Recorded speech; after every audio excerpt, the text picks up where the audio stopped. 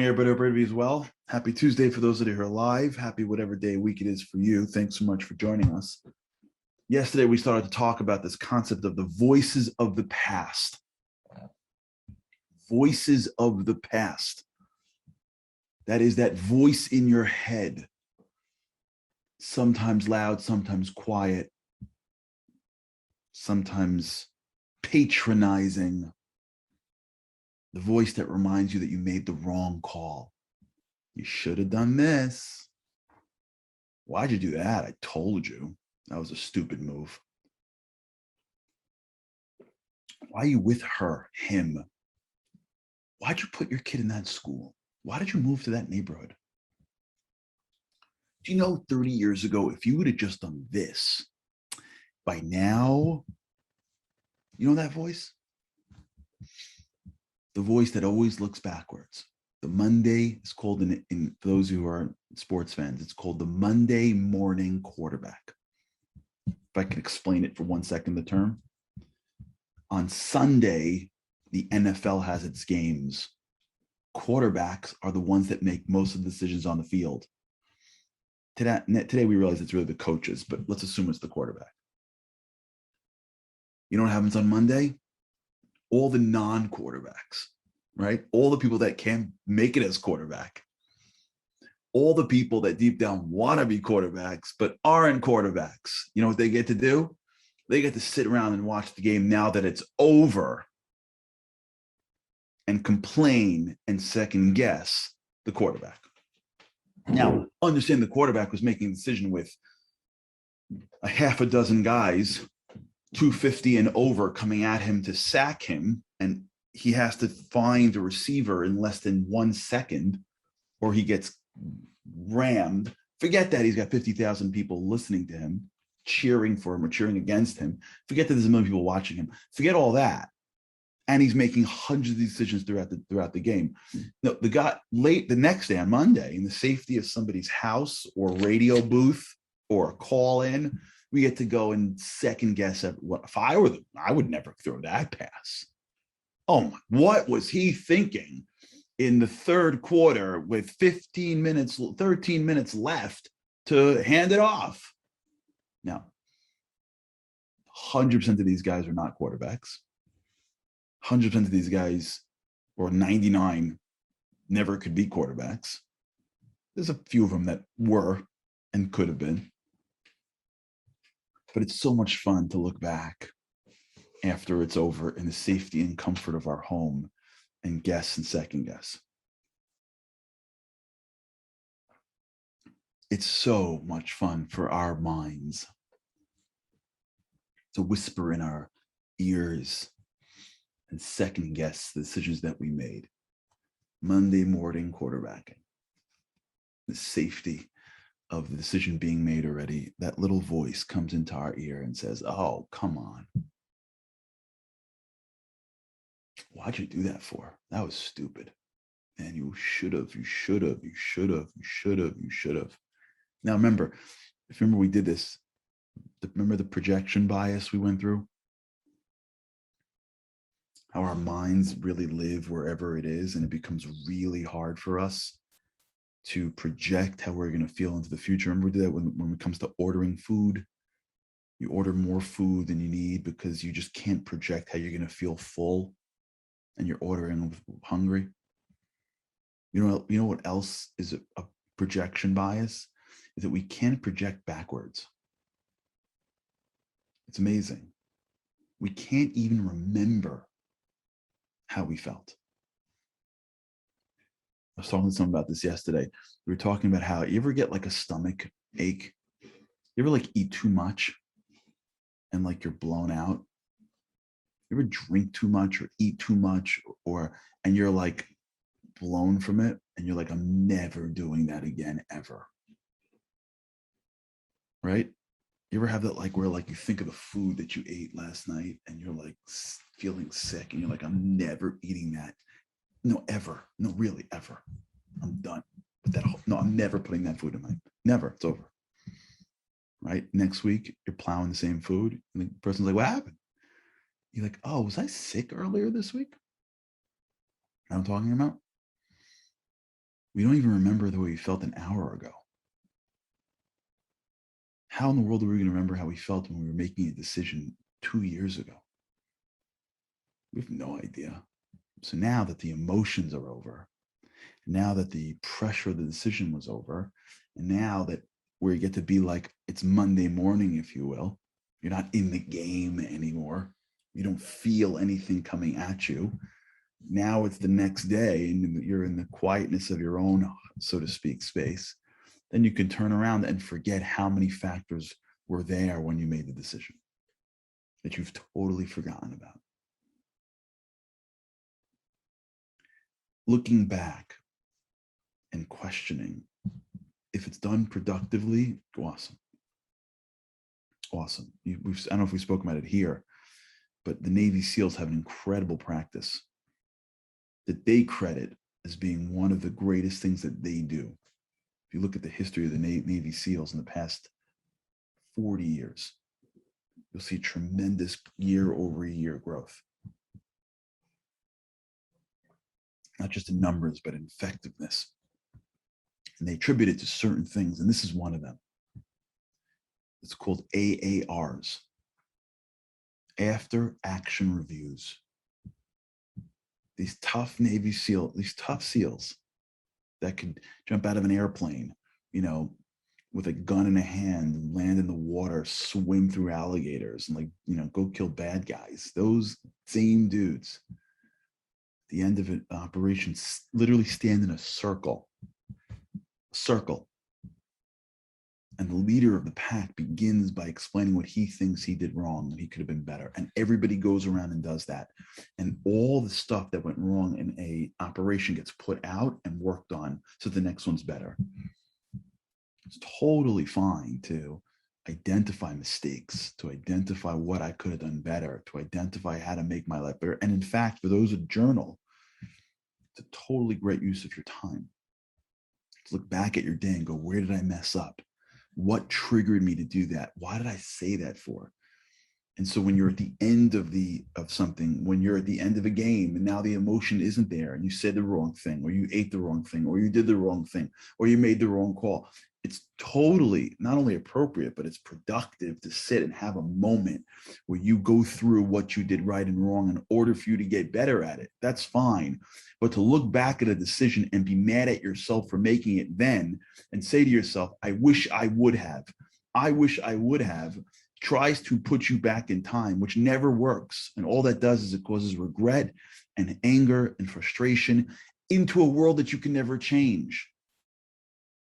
It's one thing to be angry and you can change something. It's another thing to be angry at a decision that you can never go back and change. And all that does is shut down your energy. As my rabbi said, like I said yesterday, you have to believe, and this is a very difficult bit of belief. A lot of when we talk about belief, we're not only talking about, did God create the world? That's the easy stuff. The hard stuff is how you put belief into your daily life, especially when it's so clear that it's you. How do you manage to understand the difference between the you, which is you, and the you, which is the divine being within you? Who gives you the insights to say what you have to say? Who gives you the knowledge to be who you have to be? Who gives you the abilities that you have? Is that you? Were you just born with the ability?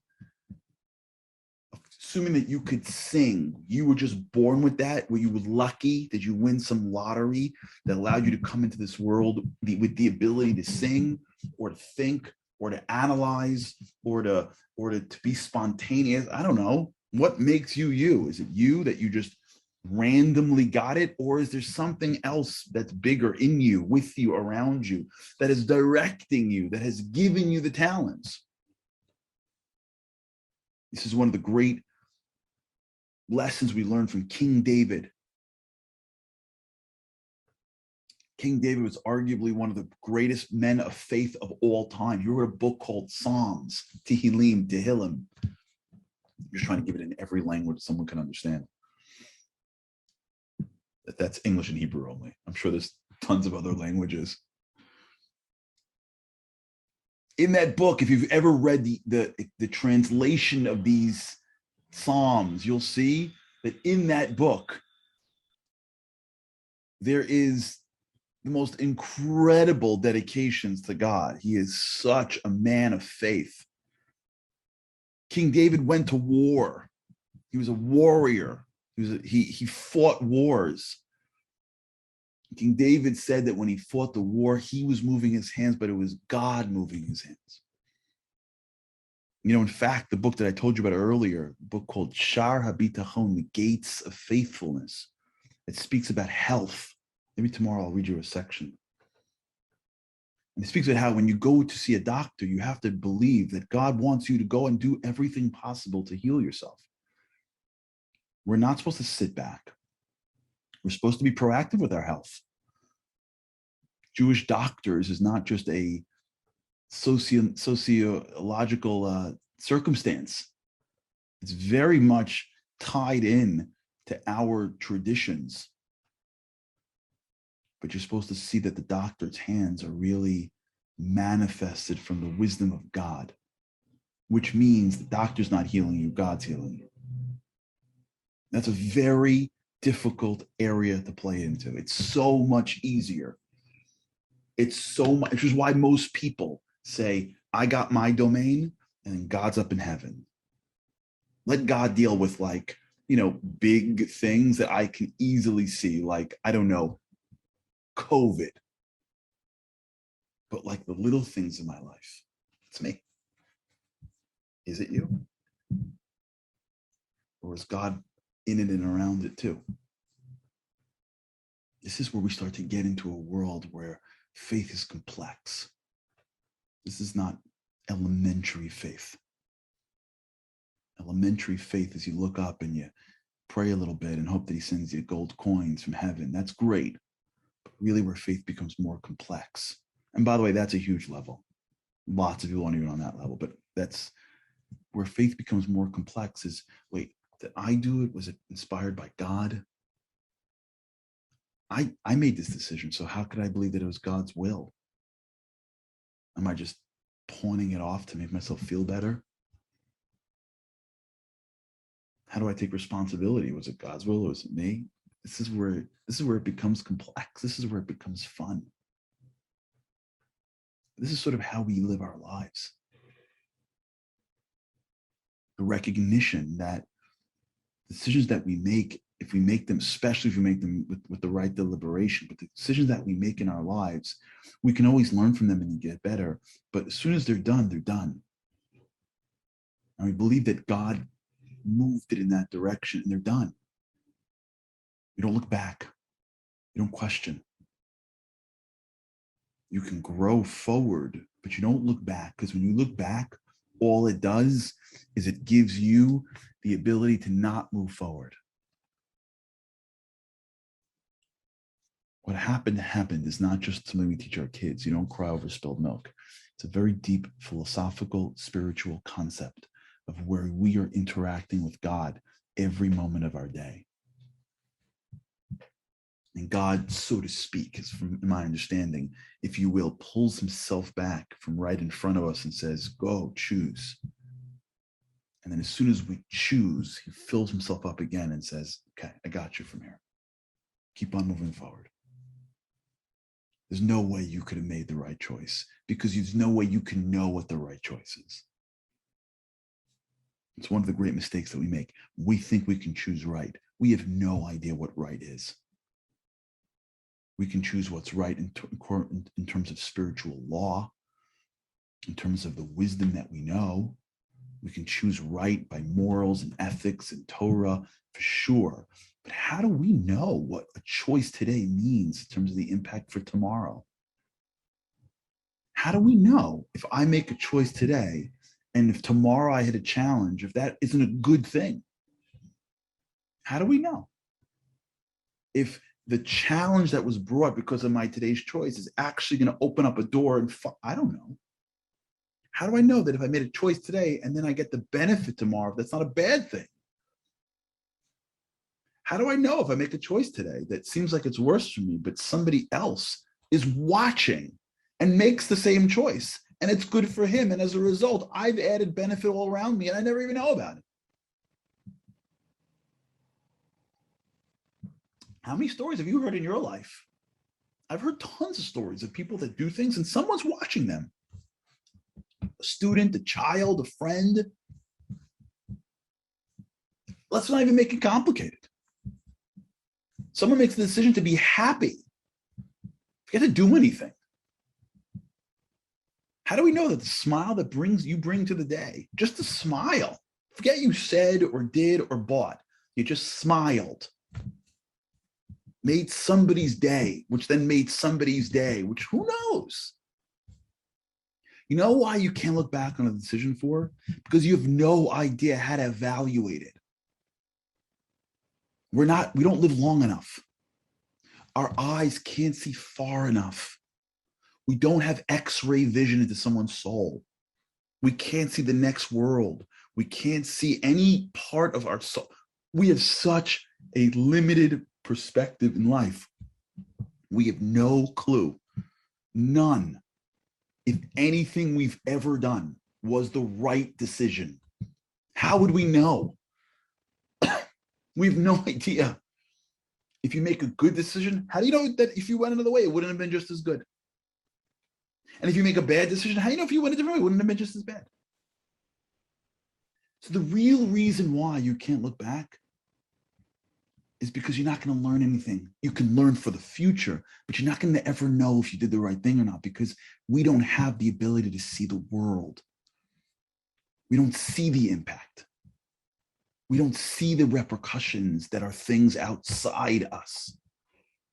We don't see what's happening to the world. We don't know that we made a decision and it's impacting the spiritual world because it was the tougher move. I don't know.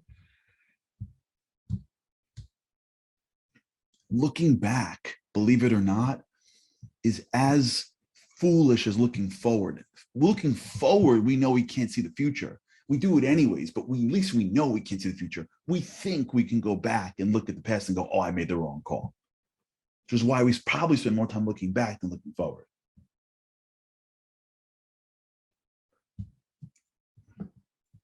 And since we don't have the perspective of the other routes that we could have taken, it's all going to be it's always going to be rosier in the other way. The grass will always be greener on the things that we didn't decide.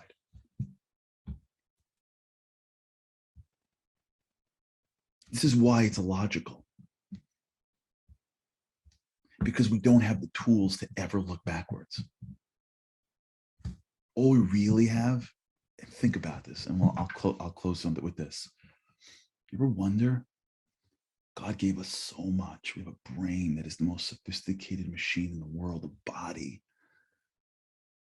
We could navigate this world. We could think, we can imagine, we can articulate. Like, think about what we have. You ever wonder, why don't we have the ability to go into the future and go into the past? Because God is saying, because that's not where you belong. Because if you did, I'd let you go there. No, we shouldn't look backwards because we don't belong there. We'll talk about this. All right, everybody. Have an amazing day. With God's help, I cannot wait to see you again tomorrow. Have a great day.